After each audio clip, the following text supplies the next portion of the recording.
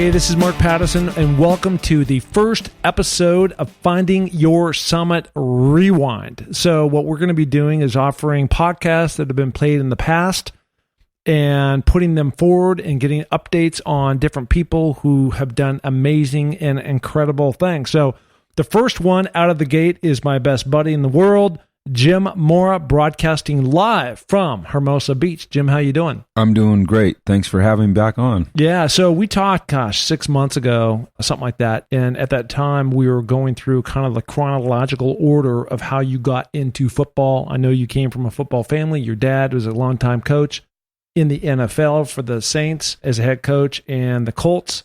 And we just talked about goal setting, about drive, about motivation, and about how you've navigated. And at that time, you were the head coach of the UCLA Bruins. And so now here we are 6 months later, and it's just amazing, how things can change. And things because I'm not the head coach of the UCLA Bruins. Because you're not the head coach. So let's just get the elephant out of the room right now. And I was there the day that all that stuff went down, and not a fun thing to go through. And from your standpoint, and I'm going to ask you some obvious questions to start, but what was so disappointing about that? Well, it was disappointing on many, many levels. Number one, I think that you have to look inward first before you start to blame others. And I've done that. I think if you look at others to try to figure out what just happened to you, you make mistakes. So I think what's most disappointing is that I have not had the opportunity to complete the mission. And really the mission was a never-ending quest to help young kids, young men, find an avenue to success. And along the way, win games and create a great culture and environment for people to have success. And so I love to compete like you do. We love to set goals. We love to work hard to attain them. We love to push boundaries. We love to have standards that are higher than anyone could ever comprehend. And to really kind of lose that ability to do those things for a certain point in time has been a real setback.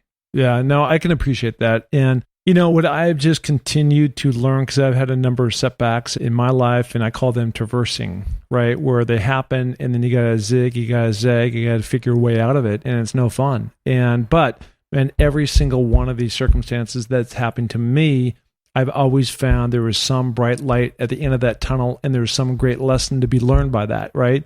So I go back to my own situation 6-7 years ago when I was going through a tough period with my relationship with my now ex-wife. And even though she's a really good person, we just weren't connecting in the way that we needed to connect with. And so my bucket was so flippin' empty. I needed to do something about that. And what came out of that was this goal to become the first NFL guy to climb the 7 summits. And at the time, there was no podcast, and there was no newsletter, and there was no Facebook, and there wasn't an opportunity to connect with you and Chris Long and other guys with Water Boys to go back down to Tanzania and climb that mountain and raise all that money for the people of the Maasai tribe. And so while I would have never wished this upon anybody, there's been so many blessings that have come out of this. And I see the same thing with you. You've got 25 years of NFL head coaching, or NFL partially head coaching experience. And the last 6 years as the head coach guy at UCLA. And there are so many people that can benefit from your knowledge and from your goal setting and motivation and what you've learned that you can give them. I mean, I just see great things ahead for you. Well, I hope so. And I think it's all about attitude and perspective. And I think you work to the place that you are in now, but it's a tough journey, but it's one you can't give up on. And as you said, there's going to be some valleys and there's going to be some peaks. And in some days, there's going to be many valleys and peaks. And over a long time, there's going to be hopefully fewer valleys and more peaks, but it's a process. And I've been through it before. As a head coach in the National Football League, twice was fired. They say as a coach in football or in professional sports in general, you're hired to get fired. So yeah. I've been through it before.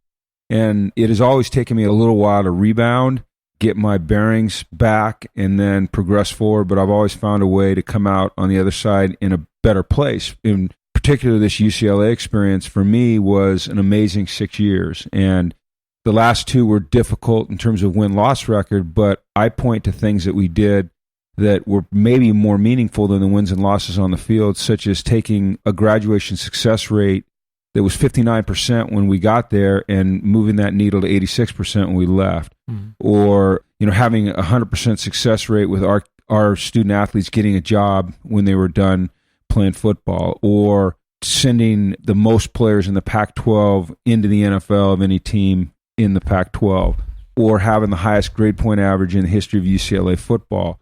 And all those things to me were just indicators of success in the program and the culture. And so while I came out of an environment in the NFL where I was desperately disappointed that I got released from the Seattle Seahawks, I regrouped, came into this UCLA job, and found a new kind of mission. And I think the same thing hopefully will happen again after this episode. Yeah, well, I think that there's no question that our good buddy Hugh Millen, quarterback for the Huskies and long time in the NFL, we both agree that your personality might be better suited for college kids than they are, so. And really impact those guys so much in a deeper way. So, you have the ability to shape lives rather than just, as I always say, the concrete hasn't hardened on who these young people are. We're in the NFL, they're a little bit more into being men and the family. And at this point, when they're high schoolers or just new in college, you can really help shape who they're going to become. Another UCLA great, Jerry Robinson, when I did a podcast with him, the first thing that came out of his mouth is I said, "Jerry, how you doing?" And he goes, "Every day I wake up with an attitude of gratitude." So going back to what you were just saying, it just depends on what lens you want to look through. I mean, you've had an amazing life. You've been able to coach some incredible athletes and been around in some of the most crazy games with finishes, that have been really exhilarating. And, I know that path is still ahead for you. Something else that happened that not a lot of people know about, it was kind of double jeopardy for you. And again, the reason why I kind of giggle about this a little bit is because I really see you emerging out in a really positive way. But you were up skiing. It was the one time that one or two times that you left me behind. You didn't bring me to Park City. We weren't there, and you blew your knee out, and not just blow it, but I mean seriously did amazing damage to it. It was called the tibial plateau fracture. So I have a plate and 8 screws in there. For me, being active, one of the ways that I was able to refocus when I was going through adversity in the past was to push boundaries physically, through exercise or activity, or you do climbing or hiking or skiing, and just, pushing myself to the limit like I would do in a competitive situation. So you call it double jeopardy, and it kind of is, not having that outlet's been hard, but now I'm coming back from that. And then certainly, as you go through a divorce. It's been a challenging year, and there's days when I don't know if I wake up with an attitude of gratitude every day, but they're becoming more frequent.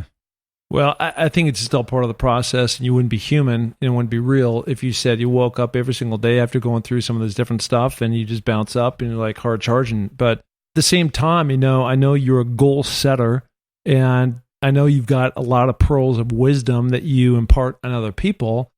And, the whole key, I think, a lot of times is try to really bring that back to yourself. And so if you were to give somebody else a pep talk, but now you're going to turn that around for yourself, what would that be? Well, I mean, I've given a gazillion pep talks, and I keep notes and pictures and all kinds of things on my phone that, I go back and revisit, or I send to other people, depending on the situation. And, I just pulled the one up right here.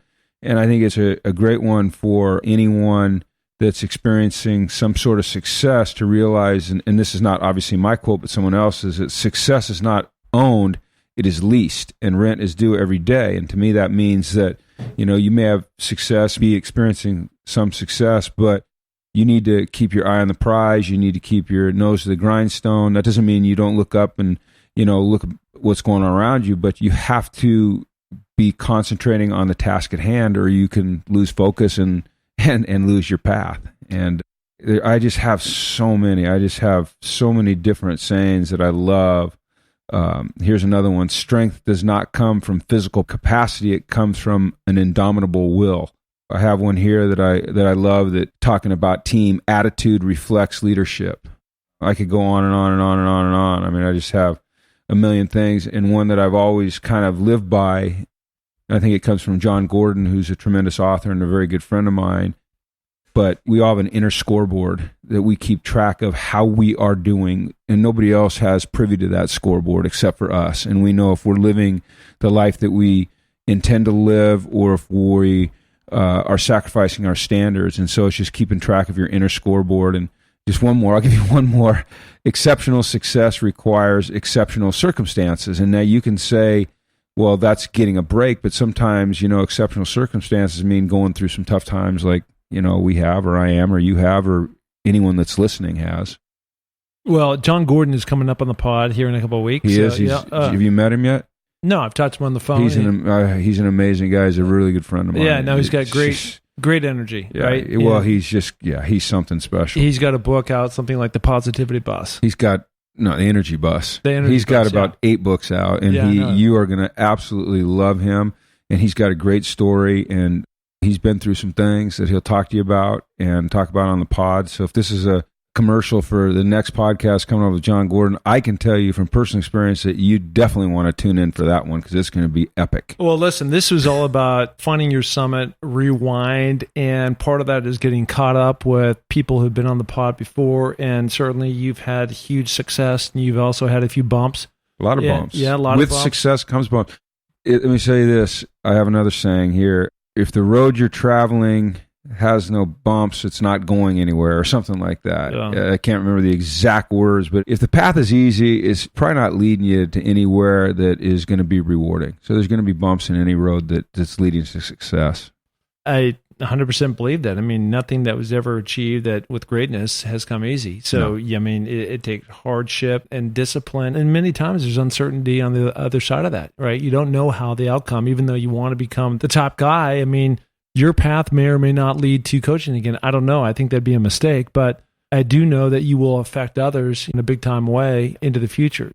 So again, the name of this podcast is called Finding Your Summit Rewind. We wanted to get quickly caught up with you, Jim, and now let's go listen to the rest of the episode. Okay. Here we go. Hey, and welcome back to Finding Your Summit podcast. This is Mark Pattison.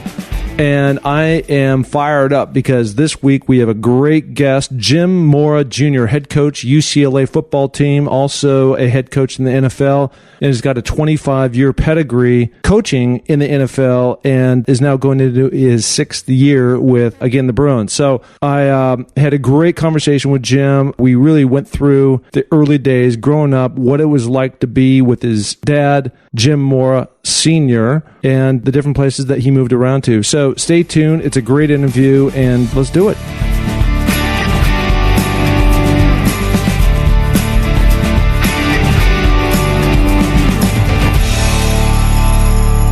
We are here at World HQ in Hermosa Beach, my recording studio, with my best friend, Jim Mora. So, Jim, I have to say I'm cheating just a little bit from the standpoint of a lot of the people that I will be interviewing going forward. I know, or I don't know, and I don't know the answers to a lot of their questions. But what I try to do today is I wanted to go back, and you're a guy of high achievement, and wanted to kind of go through your path. I think a lot of people know you as a coach, but they don't know your roots from growing up and whatnot. So, why don't we start? You grew up in a football family. Your dad was a head coach, Jim Mora, coach for the New Orleans Saints and Indianapolis Colts. Tell us what it was like growing up. You didn't just grow up in Seattle. You're right. My dad was a coach, and so my entire life has really just been about one thing, and that's football. That's very simplistic because there's a lot of other things that are involved with, being involved with football. But I would say this, that every meal that I've ever had, every piece of clothing I've ever bought, has been paid for by football. My dad, started his career at Occidental College, moved from there to University of Colorado. Went to Stanford, then University of Colorado, UCLA, University of Washington. Then he went to the Seattle Seahawks, the New England Patriots. Then he went to the Philadelphia Stars, the United States Football League, the New Orleans Saints, and finished his career with the Indianapolis Colts. So those are a lot of moves for a young guy. Yeah. So what was it like, though, for you? I mean, every time your dad would come home and, there's like a new thing coming up. What was that like? Were you like in shock? Were you like, Dad, I don't want to leave? Because kids like stability, as you know. Every move was different. I can remember when I was 6 years old and my dad was at Occidental and being on the bus with him, going to games, and that was really fun. And the move to Stanford was nothing because we were young, and my brothers and I, and it didn't really affect us. The move to Colorado was exciting because I was at an age where I kind of understood that we were moving. It was difficult. I remember the first day of school not wanting to go to school And then after that, every move became a little bit more difficult. As you get older, you want to have some roots, and you're establishing friendships, and they're deeper and more meaningful. And to have to pull up roots and, those relationships change, it can become very, very difficult. I was lucky, though, in that at age 12, I settled in Seattle and really never left. My dad moved on, but I stayed there and went to the University of Washington, as you know, and then started my own career from there. So my youngest brother, Stephen, as a matter of fact, kind of bore the brunt of more moves than I did. So when you're talking about Colorado, you're talking about the University of Colorado in Boulder. What a great spot. I've been with you a number of times now to play the Buffaloes. But so you're starting now, you're what, 7, 8 years old when you're there? I moved there when I was 11. When you're 11, okay. Yes. So now you're starting football, right? For yourself. Yep. And what was Actually, that? Mark, I'm sorry. I moved there when I was 7. You're right. I moved there when I was 7. And we lived in Table Mesa. And that's when I started to play football. Yeah, because I think we started playing, around 8 or 9. I played on the 89ers, so I think it was 8 or 9 years old, right? So I played on the Judson Jaguars. Yeah. We lived on Judson Street, and so I was part of the Judson Jaguars. No, we used to play on Saturday mornings, and, you had your own pants, but you didn't have your own shoulder pads or helmets. And so there'd be a series of games, and if you had like the 10 o'clock game, the 8 o'clock game, they'd wear the pads, and then the 9 o'clock game, the 8 o'clock kids would take their pads, their shoulder pads, jerseys, and helmets off and throw them on the ground. The 9 o'clock kids would come and put them on. And then by 10 o'clock, you're wearing pads that are pretty well beat up for the day, but you're just throwing on a pair of shoulder pads, a jersey, finding a helmet that fits. We didn't have mouth guards in those days. Right. And you're just going out and playing ball, and it was awesome. So your mom must have taken the majority of the brunt. I mean, I've been around you, and I played college football myself, of course, and in the NFL, and that's just the head coach or assistant coaches, that's just a very demanding occupation, right? So your mom, you've got 2 other brothers too, so it's just not you. No, my mom, Connie, she's always been the anchor. My dad, great dad, obviously, you played for him, so you know how he is. But my mom, she was just the stability in the family, and she worked. She sold real estate. She never missed games. She drove us to practice. There was a dinner, waiting for us on the table when we got home. We got home from school. There's a PB&J waiting for us. And yet she still managed to get us to all the CU games. I remember, taking off my pads and throwing them down and running to the car and hopping in the car and heading over to Folsom Field to watch the Buffaloes play, or running home to watch the Buffaloes on TV, or meeting them at the airport on a Saturday night after a win and or sometimes a loss. So, yeah, she was the stability. She was amazing, and she still is. So now your dad gets a job at the University of Washington, right? Yep. And well, we went to UCLA for a year. Okay. That was a really hard move, actually. And I'll tell you what happens, Mark, is that so you're in Boulder, Colorado, and I was 12, I think, 11 or 12, and you wear a certain type of clothes, and you talk a certain way, and you have a certain group of friends, and all of a sudden you're uprooted and you move to Los Angeles, California, and you don't know what 501 jeans are, and you don't know what, surf lingo, and your haircut's different, and so that's kind of startling, and that's when I first started to notice it. And then we were there for a year. We moved to Seattle, and you go to Seattle, and you'd show up in your 501 jeans with your surfer dude haircut, and everyone's wearing Swabbies and get theirs, and it just, you kind of feel awkward for a while. But my mom was great about helping us assimilate into the kind of culture that we were moving to. So now you go to Interlake High School, right, which is on the east side. If anybody knows the greater Seattle area, I grew up on the west side, and Jim went to high school and grew up on the east side. So now you're going to Interlake, and you ended up playing with some future Huskies. Yep. Right? Chris O'Connor, Tom Flick, Steve Brewer, yep. A lot of really good players. Yeah, I remember you guys were playing in a playoff game, and it was down in Memorial Stadium, and I went down there, and you're playing fullback, I think, or running back. I played running back. I played defensive safety. I was a long snapper. And your dad at this point had gone on to the Seattle Seahawks, right? Yes. What was tough for me is that I had always wanted to go back to University of Colorado. In those days, it was different than now. They didn't really offer you a scholarship until you were senior. After my senior year, I was preparing to take a trip. They'd asked me to come on an official visit to University of Colorado. And the night before I was supposed to leave, they called and canceled it. So it kind of devastated me because that's where I wanted to go. And then I had a couple of small schools that I could have gone to. What happened is my senior year in high school, I hurt my knee, and I didn't get to play most of the year. I hurt my ACL. I didn't have to have surgery, but it was sprained, and I missed about 6 games. So I really didn't get to play much, and I just kind of fell off the radar. So I ended up walking on at Washington. I tell this to people all the time. There's another buddy of ours that we're close with, Hugh Millen. And it was interesting because we all 3 took different paths. I was very fortunate to get a scholarship to the UW. You walked on to the UW. Hugh Millen went down to Santa Rosa JC, ended up coming back, walking on, earned a scholarship. You earned a scholarship, and we all ended up in the same place.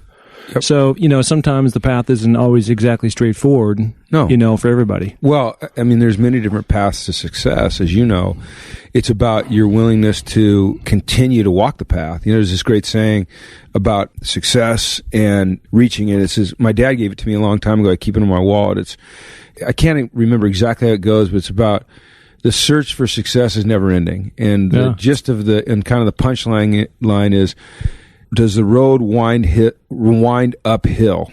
And yes, to the very end. And it's like you're always on a mission to succeed. If you ever feel like you've gotten there, that's when you start to experience failure, in my opinion. So we all have different paths to success. The important thing is that, our will to get there, our willingness to work, commit, sacrifice, invest, overcome hardship, disappointment. I mean, I had many disappointments in my life, as did you.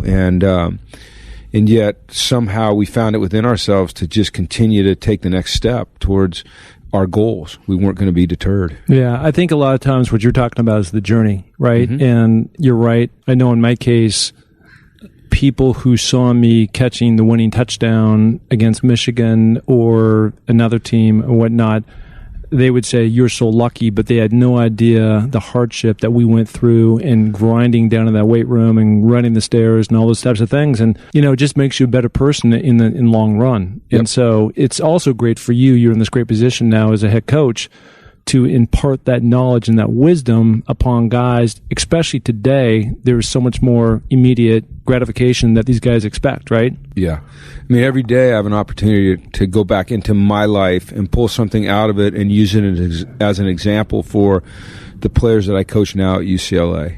And it's not always about football, but it's about life and life experiences. And I think it's always great when a young kid can hear a guy, 55-year-old like myself, who now they think is very successful, say, I do understand, and then have an example of why I understand. Saying, yeah, I get it. That's one thing. But here's what happened to me in college. I was a walk-on.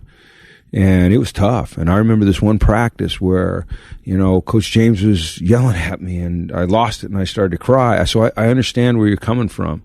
And that's just one example, but there's many. And I think that helps me now in what I'm doing with these young men that I deal with every day. Yeah, that's awesome. So let's go back to a story. And I don't know if you're in high school at this point, but your dad now is coaching for the University of Washington in 1977. And in the 1978, technically the same 1977 season, they go to the Rose Bowl. Right. Warren Moon is the quarterback. And I think you got to be the ball boy or something? I was a ball boy. Yeah, I was a ball boy that year. And so when they played in the Rose Bowl, my brother Michael and I were ball boys in the Rose Bowl. Yeah, so, I mean, it's so ironic now that you're the head coach at UCLA and your home field is the Rose Bowl. Well, I've been able to be a ball boy in the Rose Bowl, play in the Rose Bowl, and now I coach in the Rose Bowl stadium, but we want to win a Rose Bowl. Yeah. I don't think that there's many people who could say that they were a ball boy for a winning Rose Bowl team, played on a winning Rose Bowl team, and coached a winning Rose Bowl team. So that's a pretty significant goal for me. Yeah. I remember the only time, considering how far I went in the NFL, that I ever got hurt was when you ran out and you tackled me and you broke my foot. Well, I don't think that's the way the story goes. I think I had you covered like a blanket, and as we both went for the ball, and I knocked it away, and you stumbled because you were very unathletic, and I landed on your ankle and broke it. That's how I see the story. Yeah, well, that's really interesting because two people seeing the same incident in very, very, very different ways, But anyways, it was interesting because it forged our relationship, I think, at that point. And so we spent the next 4 or 5 years together playing on the team. Yep. And, it was fun, too, because winning is fun, and that's what we did back then. And we were good. We were pretty dominant. We were tough, and We had something special. Yeah. No, it was great. Okay, so now it's my redshirt 5th year, and you now are a graduate assistant coach. A student assistant. A student assistant. I was still in school, so I was a student assistant. Yep. So now you do that, and now we go to the Orange Bowl. And now tell us the story how you ended up down in San Diego, because I think it's classic. Well, I had a couple things. I had thought about going to USC and being a graduate assistant and being in their sports administration school, and Ted Tollner had actually hired me. But I had a dream that I wanted to play. I wanted to coach in the NFL. I wanted to be in the NFL. And I wasn't sure if it was coaching, but I wanted to be in the NFL either as an administrator or a coach.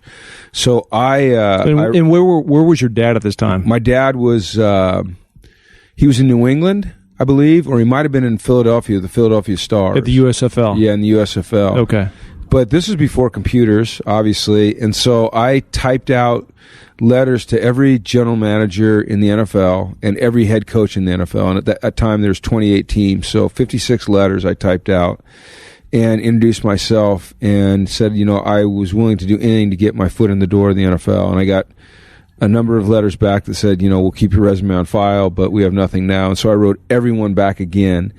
And said, thank you, please do keep my resume. And I'm sure they, sat right in the wastebasket. But fortunately, one person didn't, and that was Johnny Sanders, who was the general manager of the San Diego Chargers at the time. And Johnny Sanders had coached my dad in the CIF All-Star game here in Southern California when my dad was at University High School. So I think that I know you and I and Hugh were out throwing the ball at the creek on a Friday afternoon. I think you and I were throwing the ball, and Hugh came to the door and he said, hey, there's a guy named Johnny Sanders on the phone for you. And I'm like, yeah, right.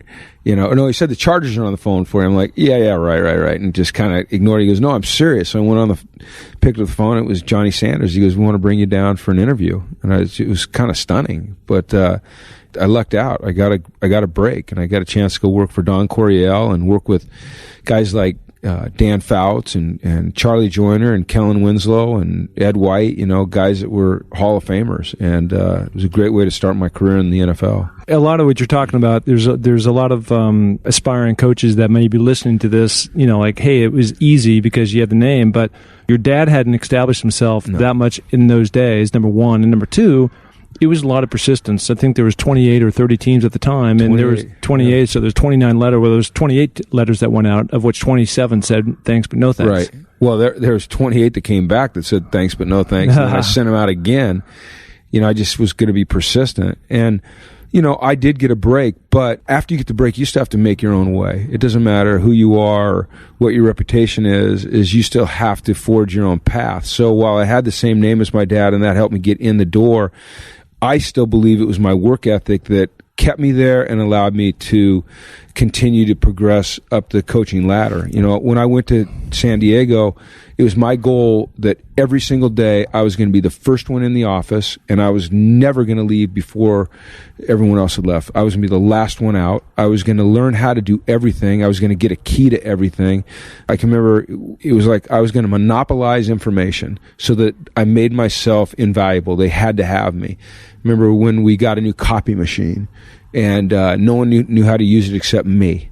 And I would not teach anybody how to use it because I needed them to have me there to make copies for them. Yeah, or when smart. computers started to use computers, I'd never even seen a computer. And I remember Al Saunders, who's the offensive coordinator, goes, Jimmy, do you know how to use a computer? I'm like, absolutely. He's like, okay, you're the computer guy. Right. Great. I'm the computer guy. And, for the next 2 weeks, I just stayed up all night trying to teach myself how to use a computer. Yeah. So it was just things like that I think make the difference. It's being willing to do the work and show the commitment and put in the time. And not just do it every once in a while, but do it every single day. That's how you become successful. There's a guy on your staff right now that I think reminds me, or must remind you of you a little bit, Scott White, right? Mm-hmm. Yeah, Scotty's a great story. So similar type deal, right? So share that with us. Scotty played at Washington, and then he didn't make it in the NFL. And he took some small college jobs, some high school jobs, kind of, worked around different places, but was having trouble finding his way to the Division I level. Rick Neuheisel brought him in as a volunteer. Scotty was one of those guys that would just stay around all day, all night working. People don't know this, but he slept in the locker room or his car when he had one. He made no money. He ate at the training table. He worked a second job.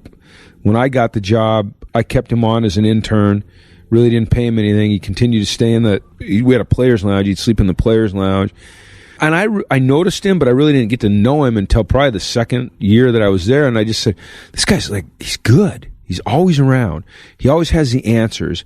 He never says no. He always says yes. If you give him a project and you have an idea of how you want it to be done, it's always done better than you expected. He's dependable. The players respond to him. You can just count on him to be there when you need him. That's why I started watching him more and watching him on the field and watching how he interacted with the players and his knowledge of the game. And, he's always watching film and always talking to people about how to reach the players in a different way and coach and teach and things that need to be emphasized. And, now he's my linebacker coach and special teams coordinator. And it's just great to see a guy that was willing to make those sacrifices and make that investment. And it's paying off for him because he's going to be I think he'll be a head coach someday. Yeah, he's got that. Definitely, he's got that same mentality. But it was never handed to him. No, he had to earn it. Right? You have to earn real success. You have to earn. Yeah.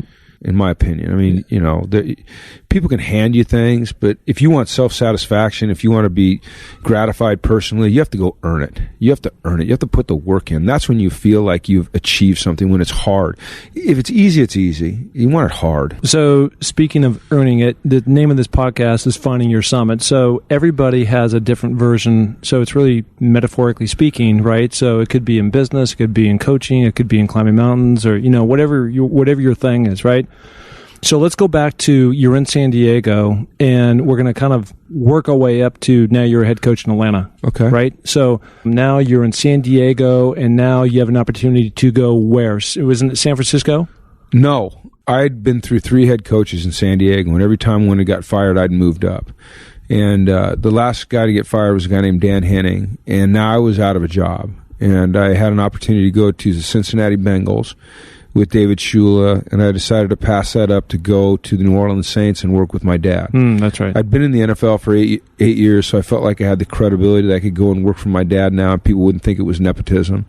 So I went to New Orleans for 5 years, and from there I went to San Francisco, which was a great place to be, and a tremendous tradition, a great standard of excellence around multiple Hall of Fame players, some of the greatest that ever played the game. Bill Walsh. I was mentored by Bill Walsh. I'd go sit in his office almost every day and talk to him about things, have him come to my meetings and evaluate, my teaching style and how I could better reach the players. Became the defensive coordinator there, and then was fortunate to get the opportunity to be the head coach of the Atlanta Falcons. Yeah, so now you're down in, now you're down in. You were there a lot. I was down there, I was. But, so the thing that was great is when you called me and say, hey, I just got the head coach, I was so excited for you because kind of once you hit that level, you typically get a couple chances no matter how it goes. Right. It just seems like that's kind of the whole formula. And I remember going down there. You invited me down there to go to a game, and this is after you got your feet wet, and you had your camps going, and your coaching staff picked, and now we're into the season, and we ended up going to a Carlos Santana concert, yep. right in the middle of City Atlanta. Park, yeah. City Park, yeah. And the thing that was bizarre to me is we were sitting there, we had great seats, and we turned to each other and we're like, hey, let's get some beers. And I'm like, okay. And he goes, you need to go get them. I'm like, what are you talking about? You go get them. He goes, you don't understand. I go, what do you mean? You're right. I don't understand. Help me understand that.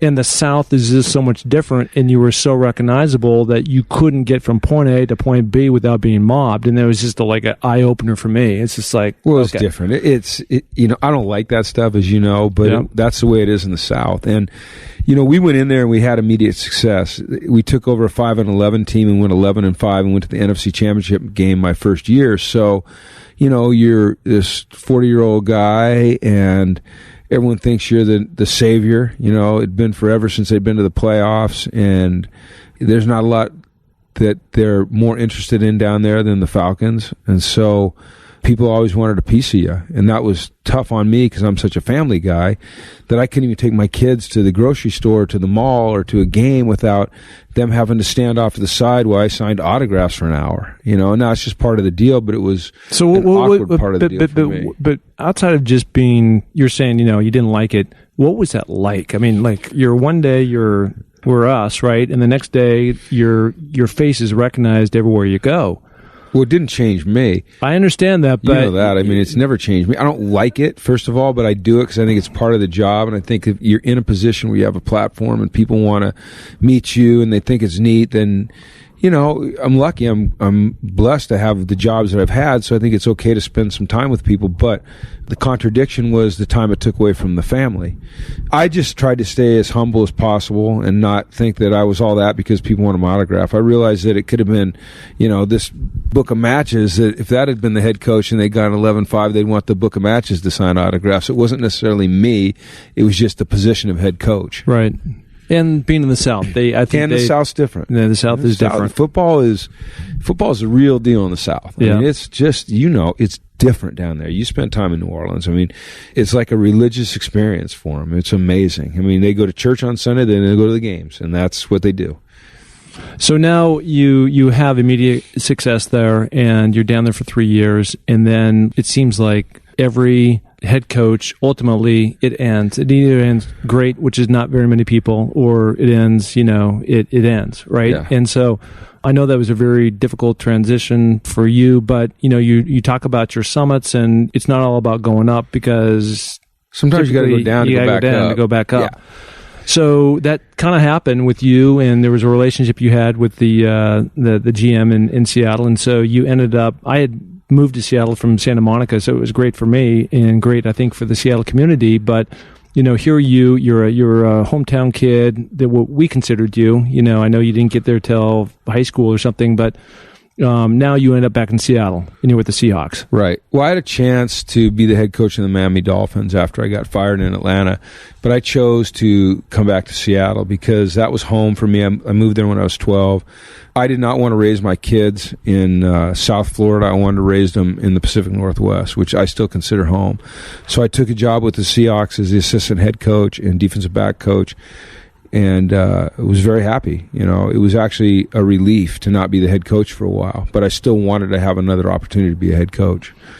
So I had that opportunity. I had an opportunity with the Washington Redskins, went back and spent time with Dan Snyder, was offered that job, but at the same time the Seahawks, Mike Holmgren decided that he was going to coach one more year and retire, so the Seahawks made me the head coach in waiting, which, looking back on it, was probably the worst decision I've ever made, to stay there as the head coach in waiting and follow Mike Holmgren. It didn't work out right. Well, yeah, I mean, you look back in past history too, and you know, there's not many guys who have followed the Hall of Fame coach to come in and have immediate success and keep that torch going. I mean, it's just such a hard thing, and people's expectations are so high. Yeah, well, he's not a Hall of Fame coach, and he won't be a Hall of Fame coach, but he's a damn good coach. Well, he'd been to a Super Bowl, right? And he so won a Super Bowl. Yeah, and the way that people looked at him in a certain way up there. So that was. But they won 4 games the year before. I improved his record and still got fired. You know, it's just a weird deal. So yeah, so you know, it's just I do believe though that sets you up to what I believe is kind of your life's calling. I agree. Right? Every action has a reaction, and you're right. Getting fired in Seattle was the hardest thing that I had experienced because I felt like I'd let my hometown down, but also led me to where I believe, as you just said, I should be, which is coaching college football at UCLA. And you know, I took the 2 years after I got fired. I worked in television, as you know, and I blew up my knee skiing with you at Crystal Mountain. Great story about that. If we want to go into that, I'll just ask your listeners this. Okay, I won't even give them the punchline. 2 guys go skiing. They're both really good skiers. Okay, one guy blows out his ACL. All right, and one guy goes down the mountain in a toboggan. Are they the same guy? Yeah, and we'll just ponder that one. We can just leave it right there. But anyway, so I had the chance to spend about 6 months, 5 days a week, 3 hours a day, 6 months at the University of Washington when Steve Sarkisian was the head coach. And they kind of opened their doors to me. I was over there rehabbing my knee, and they opened their doors and said, hey, you can come in and learn the college game. And I found myself really drawn to the college athlete. I'd be in the training room. The football players were in there, the basketball players, the women's and men's volleyball players, the swimmers, the gymnasts, you name it. They were all coming through there, and they knew who I was because I'd been the head coach at Seattle. I'd played at Washington, and they'd start to ask me kind of life questions, and it felt good to be able to, in a way, mentor them. And so I realized very quickly that where I should be, where I belonged, where I could have the most impact and feel probably the most gratification was coaching in college. And I was lucky to get the UCLA job. Yeah. We had talked about this before when you were in that space between the Seahawks, and, that was a hard time for you. Yeah, it was. I always felt, Hugh Millen always felt, our good buddy who played in the NFL for 10 years, that your best talents were most served in the college game for a couple of reasons. Number one, the NFL head coaching gig is very transient, right? So people are lucky to get, I think the average is something like 2.5 years or something. Yeah, it's that, right? So it's not very long. That's number one. Number two is the way that you can part your knowledge, the way you communicate with really everybody. It's the guy that doesn't have a lot of money, comes from a rough neighborhood, to the, mid-American, type guy, to the guy from the affluent communities. You just have a certain way that you can really relate to that guy. And I think it really showed the first year he came down and you ended up with something like the number 12 class, and this is a guy, who had never recruited, and you had to assemble a coaching staff together, hit the ground running, go out, recruit. I mean, it was crazy, your timeline to make all that happen. Yeah. Well, I think one of the things Bill Walsh said about me publicly that probably I'm most proud of is he made a comment once that he'd never been around somebody that was more comfortable with a contemporary athlete than I was. And I think what he meant by that was being able to handle the diversity, race, religion, socioeconomic background, political beliefs, all of those things. I kind of have, as you know, the ability to talk to anybody on their level and do it comfortably.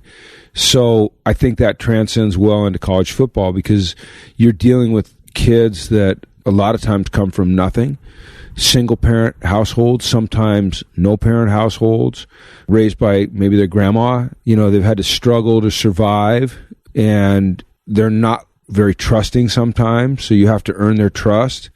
And I've just been lucky that for some reason I have an innate understanding of how to build that trust with those guys. So now you're going into your 6th year right. At UCLA. So what would you say is your craziest recruiting experience where you beamed into somebody's house and it was just, whether it was their house, the environment, or what happened? Well, there's just many. I can't even tell you what the most bizarre one is because I've been in some situations that it would be hard for people to conceive. I've been in the South in homes where people actually had dirt floors and they might throw some linoleum over the dirt floor. And not to exaggerate, where they'd have to go outside to the outhouse to use the bathroom. I mean, I've been to those places. I've been here in South Central Los Angeles where, and you've been with me, where, I kind of had to get permission to go into the neighborhood. A hood pass, essentially, is what they call it. And they had to know I was coming. Or, all of a sudden some guy that looks like me driving in, it's like, what's this guy doing here? So we went to the football game. Yeah. Well, one of those guys you might be talking about, and again, for people, this is kind of part of your life, but, for most people, they don't get this exposure, but you went over and had a chat with Snoop Dogg, right? Yeah, I've been to Snoop's place. Yeah. I've been in every little cranny of LA, and sometimes it's great places, sometimes it's, daunting and dangerous places, but there's great kids everywhere. And what I found is that you can find really good people and really good players and motivated, respectful people everywhere. You just have to sometimes give them a chance. I think we're too quick to judge sometimes, and unless you've lived in a man's shoes, it's hard to understand, why he is the way he is. Great story is Tack McKinley, and who just was drafted in the first round by the Atlanta Falcons. And, defensive lineman. Yeah, and people had kind of given up on Tack, and he'd gone to a junior college, and this is a young man that his mother, we never knew his father. His mother disappeared at age 5. He was raised by his grandmother. His grandmother and him used to have to collect cans and bottles in order to eat. Oftentimes he was homeless, or they were staying on friends' couches. Or if they were lucky enough to scrape enough money together, they could live in an apartment. his grandmother died when he was 18, and he made her a promise that, he'd go to a Division I school and he'd make it to the NFL, and he did. And it was just amazing to see him fulfill his promise at the draft in Philadelphia last year. This is a kid that had not slept in a bed until he got to UCLA. So the first few nights at UCLA, he would take his covers and his pillow off the bed and put it on the floor where he felt more comfortable. Got a guy coming in this year from Nigeria who, when he was a youngster, was kidnapped by the militants. They called them the militants. I thought it was Boko Haram, but it wasn't. It was the militants. He saw at age 12, his very best friend was beheaded right in front of him for trying to escape from the militants, who'd never slept in a bed until he got to the United States. There's story after story after story after story like that. I have a kid coming in this year from the Ivory Coast who moved to Philadelphia when he was 7. He was put into high school when he was 12. Because he was so big. It's kind of a blindside story. Yep. Just amazing stories, and it's kind of the human will to succeed. And I just love having the opportunity to be in their lives and help. I know what their goals are, and having the chance to help them reach those goals. And sometimes that means some tough love with some of these kids. Sometimes you have to... you have to get on them. You have to hold them accountable, because they start to get in their comfort zone a little bit, and they forget what they are after and where they came from. But you have to have built that trust up so that when you do hold them accountable, they understand that it's coming from a place of love. Yeah, to me, that really showed through with a guy like Tack, right, who is a super intense, emotional guy on the field, and he needed to be able to trust somebody in authority, which was you. And I thought you did a fantastic job of really trying to let him be him, but at the same time within the guidelines of team rules. It's hard. There's a balance there, and it's really difficult in college because you have to teach them about standards, and you have to teach them about accountability, and yet you have to find a way to let them be individuals, but individuals within the framework of the team, and that's not always easy. And in the NFL, you can kind of err on the side of letting them be individuals. In college, you have to err on the side of making sure they're members of the team, part of the team. I just have a lot of one-on-one conversations with these guys, and I can draw on my experience in the NFL. I can draw on all the experiences I've had with players through the years to try to help them through any misunderstandings or help them understand why things are the way they are, why they're being asked to do what they're asked to do, why they need to conform, what NFL teams are looking for, because they all come to the UCLA football program with the dream of playing in the NFL, why their education is important, because as you know, your NFL career or your college career can end at any time, and you make sure that these kids are taking advantage of every opportunity to be successful on and off the field. So I've got this module that I've created called the 7 Summits of Success. And so when we talk about the word summits, it's a acronym for accomplishment. Okay. So S is C, that's your idea. And then you unleash it, then you move it, then you measure it, you improve it, and then you traverse it. Okay. Before you hit your S, which is your summit, and you pay it forward. Right. And last year, due to a lot of reasons, you guys didn't have this kind of season that you wanted to have, right? So there was a lot of adversity that you had to go through, right? And of course, just the nature of being in the public eye and whatnot, people are chirping like, they're critical. They're critical, right? It's just the nature of the beast, right? It is. But I felt like one of the things that you did, which was really difficult, I know for you, is that many of the guys on your offensive side of the ball ended up going someplace else, and you brought in new staff, and so I really just want to talk about really quickly about new voices, and I think it's so important. And I think that the guys that you brought in have the street cred, and I think they're brilliant, and I think you guys are going to take from where you were last year a healthy quarterback, healthy line, great defense, and you're going to have the kind of season I believe that you probably thought you were going to have last year. I hope so. I'm very loyal, so anytime it comes time to make a change on my staff, it's really hard for me, but I also have that responsibility as the head coach to make sure that we're always moving in the right direction. So, I had to make some difficult choices. I was very lucky to be able to hire some players that are fantastic, or some coaches that are fantastic and have done a great job of relating to our players, are very, very great coaches, former NFL players, a lot of great pedigree. So I'm excited about the year. But the most important thing, I think, is that we are back to having the type of culture amongst our team that's important to success. I was saying that culture precedes success, language dictates culture, and leaders determine language. And right now we have that. We have leaders that are talking the right way. And that language is creating a certain culture. And that certain culture is going to lead to us having success. And that's what I'm excited about. We're all on the same page, moving in the same direction. And we have an opportunity to capitalize on some of this momentum we've built. So you have a quarterback that's coming back that was hurt most of the year, Josh Rosen. His progress this last spring? Outstanding. Josh got hurt last year in the 5th game, and he had to sit and watch. I had a great talk with him the other day. It was probably the worst and the best thing that ever happened to him. He was kind of always the golden boy, the anointed one. And all of a sudden, things got really tough on him, and he went to a dark place. But he came out of it, and he realized that he needed to change his approach and his attitude, and that would help him have success. I think he'd taken things for granted, and now all of a sudden it was taken away from him, and he realized how much he loved playing football and loved being a quarterback and loved being a part of a team and loved the respect that comes with it. And he's embraced all of the things that are necessary to get back to being a great player. And now it's not just because he's highly skilled, it's because he understands all the other things that go into being successful. The hard work, the commitment, the sacrifice, the effort, all of those things, the investment you have to make. You said all those words, and that's awesome. And it reminds me again of you going through your patch between not knowing if you're going to coach again. You wanted to, but didn't know what your path was going to be after the Seahawks gig. And really taking a step back, being humbled a little bit, and really getting that fire back so that when you were in the position again, you put yourself in a position to be out talking to teams like UCLA.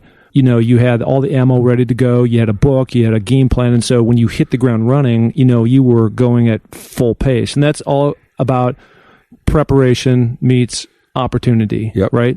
Absolutely. I mean, my dad used to always tell me, just do the best you can do where you are at that moment. And certainly you're preparing for other things, but don't always be looking to the future. Just do the best you can. And in the off season, spend some time and study and talk to people and research, but don't be a social climber. Don't try to climb the ladder too fast, but do as great a job as you can where you are in that moment, and then you will get your opportunities. And I believe in that. I also believe in that, as you said, finding your summit. There's no summit. There's no summit. And you said it, the summit shifts. When you get to the summit, you reach your goal, you immediately need to set a new goal. It's like if you set a standard and you reach that standard, then it's time to reset the standard.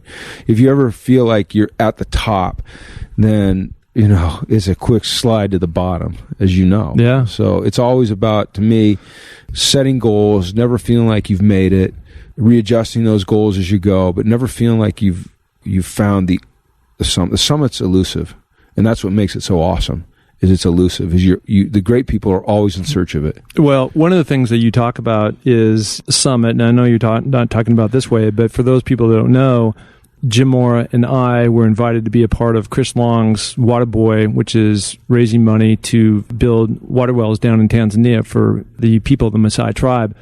And we got to go down there. We got to, number one, we raised money, and we kicked butt in terms of the amount of money we were asked to raise in terms of actually funding our own well, which was, really inspirational. Number two, and we were grateful too at the same time for the people that donated to this great cause. And number two, we actually got to go down and go to these villages. And I know it had a huge impact on me, and it had a huge impact on you. And we talked about that. And, we take it for granted. We're here in Los Angeles, and there's nice cars and houses and the ocean and all these beautiful things around. And down there, it's just, we're talking about putting in a faucet, which changes their life. Water is life, and that's their big saying down there. So I don't know. It had a profound effect on me. And then you and I went and climbed the mountain Kilimanjaro with the other 6 NFL guys in Green Berets. And just that whole experience of just putting life in perspective of the bigger picture of where we're trying to go and accomplish things in life, I don't know, it really just took it down to its core for me. Me too. I mean, we live in a bubble. It's great to get outside that bubble and see what it's really like. And you're right. I wouldn't say it was life-changing. It was life-altering to see really how simple it was to help someone else, to make an impact on somebody else in a very, very profound way, and life-changing, not just moment-changing where they had instant gratification, but this is life-changing stuff that we were doing for these people. Yeah. And that was really cool. And I had another great opportunity to go to Iraq on a USO tour, and it was the same type of thing. You're over there and you're seeing these soldiers, and they're thanking you for coming. Guy, thank you for being here. Thank you for being here. You're like, no.